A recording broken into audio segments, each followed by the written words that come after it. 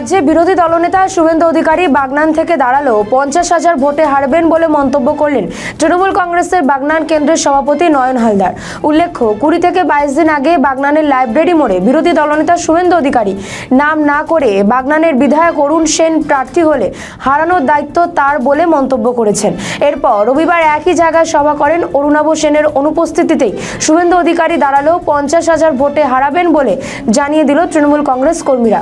উপস্থিত ছিলেন বিধায়ক অরুণাভ সেনের ঘরণী তথা বাগনান কেন্দ্রের তৃণমূল কংগ্রেসের সাধারণ সম্পাদিকা মৌসুমী সেন, বাগনান কেন্দ্র তৃণমূল যুব কংগ্রেসের সভাপতি বিশ্বজিৎ পাল, তৃণমূল নেতা মানস বসু সহ আরো অনেকেই।